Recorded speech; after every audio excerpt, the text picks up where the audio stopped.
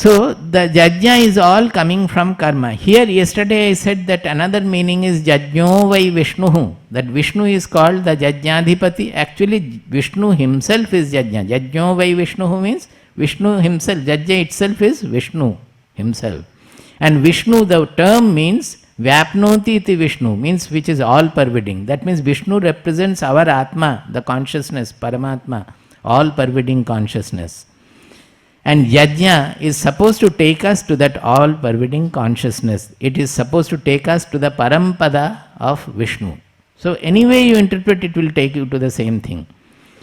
Now karma brahmodbhavam viddhi. All the Vedic karmas, they are coming from, any karma is coming from Brahma. Now that Brahman is explained in two manners. One is Karya Brahma, another is Akshara Brahma. Akshara Brahma, when there is no activity. When that manifests as nature, then the whole nature, the comprehensive nature is also called Brahma. So Brahman is both. One is the unmanifest Brahman, another is the manifest Brahman. So when we say karma brahmodbhavam viddhi, we mean the manifest Brahman or Karya Brahma. Also the other meaning parallelly is that all the karmas are coming from Vedas, because Vedas also are called Brahma. Why Vedas are called Brahman? I explained yesterday, you might have forgotten, that Vedas are called Apaurushaya. Not that they have been dropped from the sky like that, but Vedas are revealed truths, they are not composed. That is, the truth is there in nature. Rishis by their transcendental mind, they see the truth, and the truth is expressed in the form of Vedic mantras. They are all called revealed mantras. They are never called composed poems or anything. So truly speaking, Vedas are a manifestation of the unmanifest truth. So that way, Vedas also are containing the Brahman in them. They are directly from the Brahman, because it is done with the in link when the transcendental mind is completely anchored in the truth. So this is the Karya Brahma. Then he said Brahmakshara, what is that? Karma Brahmodbhavam viddhi Brahmakshara samudbhavam. That Karya Brahma is coming out of the non-manifest, unmanifest Akshara Brahma. That word Akshara means unchanging. Kshara means changing. That Kshara Brahma is coming out of the Akshara Brahma. That is our Paramatma or consciousness, the supreme truth, anything we can say. Brahmakshara samudbhavam. Tasmat sarvagatam Brahma nityam yajne pratishthitam. Therefore, this supreme truth, the all-pervading consciousness, is always established in yajna. There you see that I have completed that circle with a golden arrow, which represents our yajna bhavana. This is how Bhagavad Gita is completing. This is green circle is the nature's cycle. And the other part of the chakra, that golden part, is also the provision has been given by the Creator in us. Sahajajna praja srishtva. Is it becoming too abstract for you, or you are able to follow? Sahajajnaha praja srishtva. That when human beings were created, along with that possibility of the jajna is already there. The jajna is created. For us is to perform that jajna and get back to our source, that is becoming, to merge in the Paramatma, to get back. That is what is called realization. That is what is the knowledge. So that happens by yajna bhavana. This jajna we have to perform. That is, every moment we expand our mind by removing our selfishness, removing our constrictions, removing our clinging to gross objects, hating gross objects, everything. The moment we remove our grossness and become lighter and lighter, like air, like space and beyond, this is the jajna we perform. So this jajna bhavana is the sadhana for us. So directly Bhutani is going to the Paramatma or Akshara Brahma by the jajna bhavana. So the whole cycle we are calling jajna sadhana. That remembering this comprehensive truth and always try to be aware of the comprehensive truth and always surrendering our small actions to the universal Yajna of the Lord. That is, the whole universe is a Yajna of the Lord. There we puny human beings, we are also doing something with our faculties, whatever nature has provided us. We have not done anything. Nature has provided us the faculties.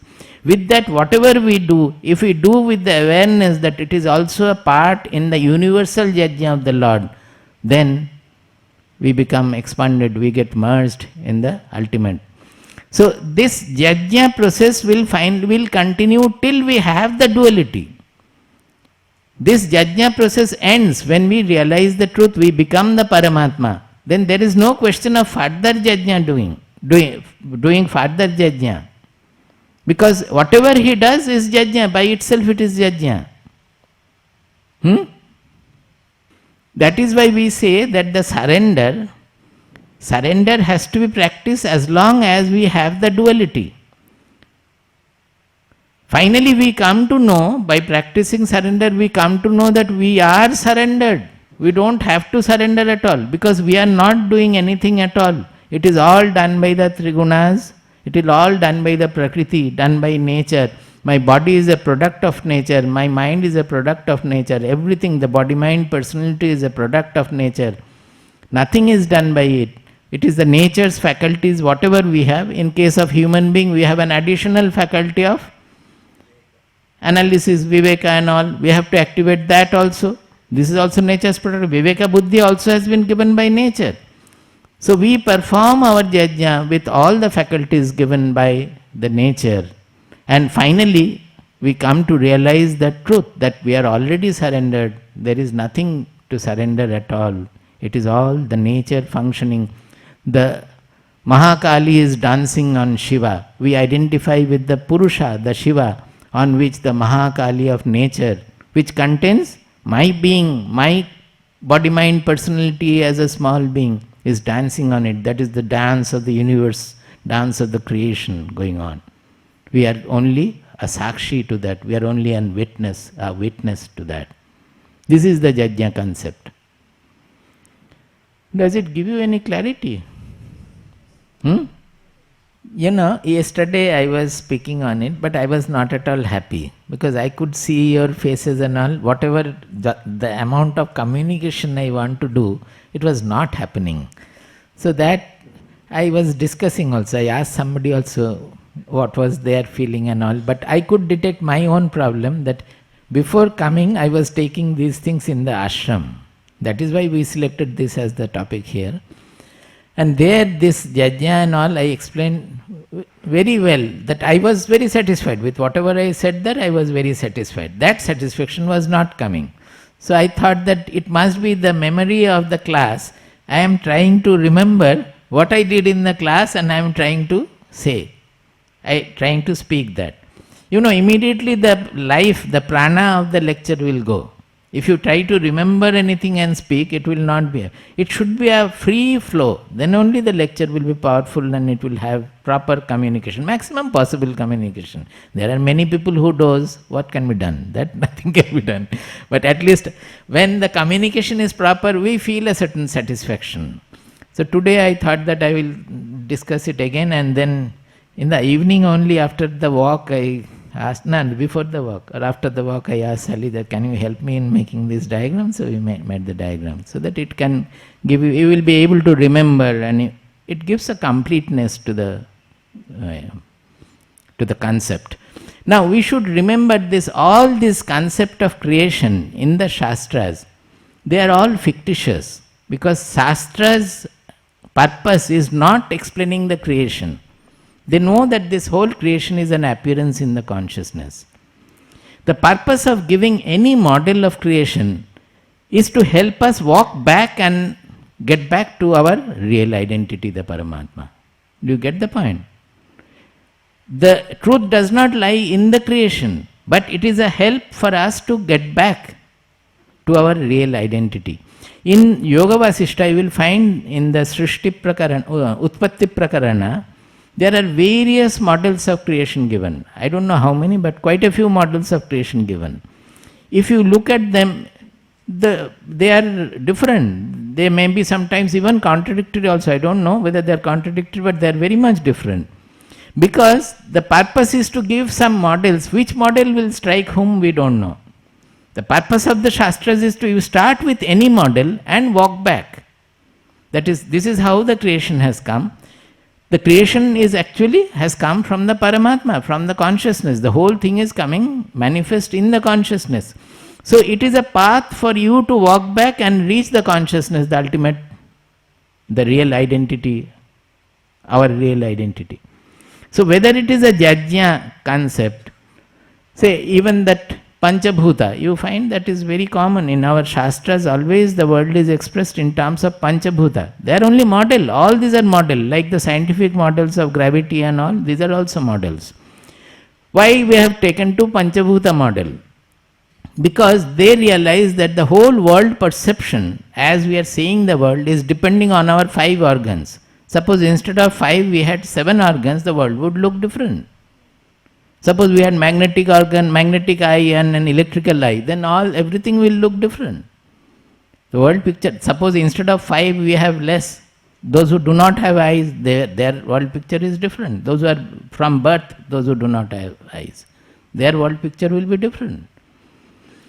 So, suppose we have a microscopic eye and start seeing how all of you will look.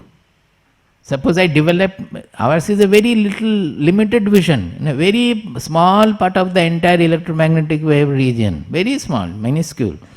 And also we can see only moderate object, we cannot see very large and we cannot see very small also. Very small particularly we don't see. Suppose I start seeing the electron, protons and all, you will be all bizarre collection of electrons, protons, that is taking electron proton level. If you go to the still fundamental level, even they are only Schrödinger waves, probability waves. So there is no separate Jnanavelan and Mahesh and Anusha and all, nothing. The whole universe is a cluster of probability waves and all. So the whole world picture is depending on our 5 indriyas. Not only that, as I said that from the eyes, if you go beyond the retina, is there any vision? It's all electrical pulses going to the brain. If you go beyond the touch, it is all electrical pulses going through the nerves. If you go beyond the middle ear, it is all electrical pulses going to the brain. All are electric. In the brain, if you take, it's all full of electrical waves and signals. And that is creating the whole world picture. That is why in dream also, when there is no indriyas functioning, those waves, if they are there, whatever waves are exciting the brain, those pictures you are seeing, without them being there, you will see everything, whatever the brain waves are creating. After some days you will find they are putting some electrode and giving you whatever sensation you want. They will excite the brain and you will have those sensations inside. They have identified, as people say, God vision and all, which is the portion which is excited. God vision also, it is an excitation in the brain. Anything we perceive it has its basis in the brain. Without that we won't perceive anything at all. So that is why they have taken the model of Panchabhuta. Each bhuta, each element is related to one indriyas. Like that 5. So as long as human personality is not changing, we are not developing a 6th indriya or a 7th indriya, our elements of Panchabhuta will remain Panchabhuta. It is not like chemistry that you started with 16 elements and then landed with 128 elements. It will never change. Or elementary particles go on increasing every day. It will never change because we have got 5 indriyas. Until our personality changes, this model is not going to change. So this 5 element model is taken in our Shastras depending on our perceptions. But the reality is not like that. We will track down to all of them, all the 5, they are finally, the productions are in the mind. Whether it is a vision, whether it is a sound, whether it is a touch, everything is in the mind. And further, the mind is an expression in the consciousness. So we will go down to the consciousness, whatever model is given. Like that this is. So even say 3 guna model, that the whole nature is made of 3 gunas. What is that? Sattva guna, Rajoguna and Tamoguna. This Sattva guna is Prakasha Dharmi, is revealing. It reveals everything. Rajoguna is action, energy. And tamoguna is inertia or sthiti, stability. These are the three gunas basically, darkness and inertia. Now, if we really scientifically also investigate, see, no creation will be there if one of these three gunas are not there. That is what is written in our Shastras also. They say that in any creation, all the three gunas will be there. The difference will be only what is the proportion and which is ruling, which is not ruling, etc. It's a combination of the three gunas. Although Bhagavad Gita, this three guna model is used for our personality, because Bhagavad Gita is entirely a sadhana related text. So they have presented sattva, rajas, tamas exclusively in the perspective of the sadhana, that how you are to perform the sadhana knowing the three gunas. But in general in the Shastras you will find nature also is created out of these three gunas. When all the three gunas in samya, then no creation is there. When there is a disturbance and some are more, some are less, then the creations are seen. Now, suppose the energy, rajoguna, without that guna, can there be a creation? Even in the elementary particle also there is movement. Movement means there is a causality involved. Without causality there won't be any creation at all. If there is no energy, no movement, then creation also is not possible. It is a fundamental of the creation. Second is that if the creation is not revealed, is there any meaning in that creation? Suppose here there is another universe which we don't perceive.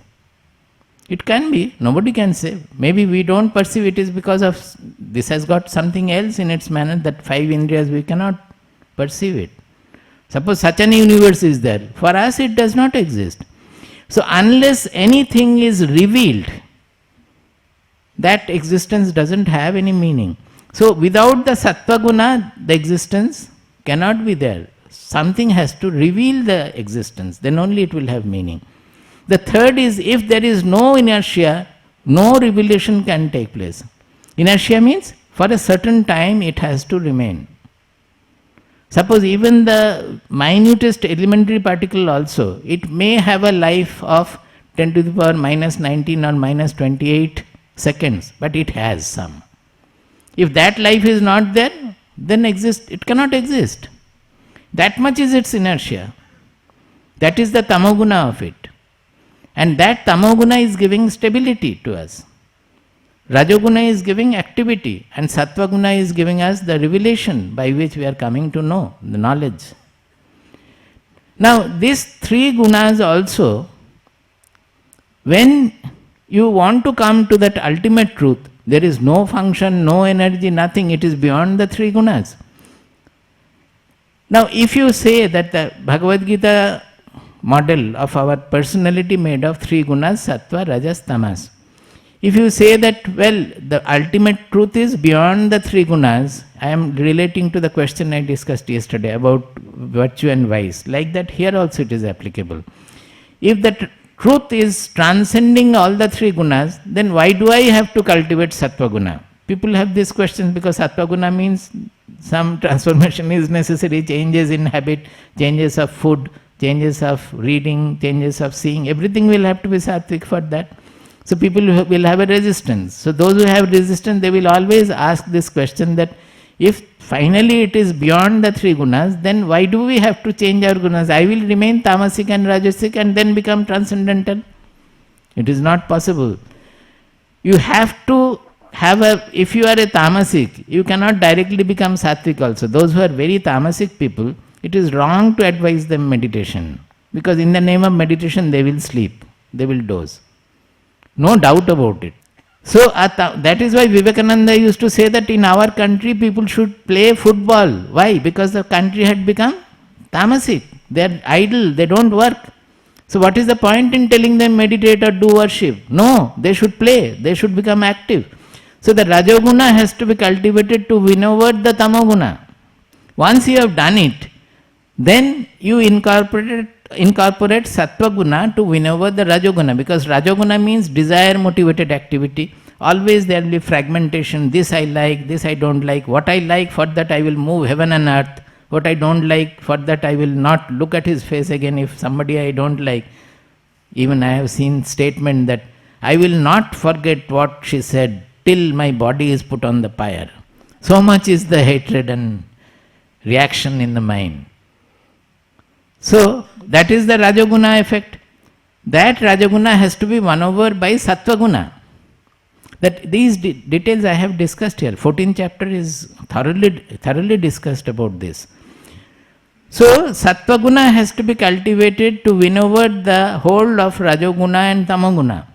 Now when Sattvaguna is cultivated also, in extreme Sattva, that also creates bondage. By Sukha Sangena Badnati Jnana Sangena Chanagha. Now, when it is said that Sattvaguna is binding us by Sukha Sangha and Jnana Sangha, we have to understand that it is binding us by Sattva Sukha and Sattvika Jnana. Because all these have three varieties.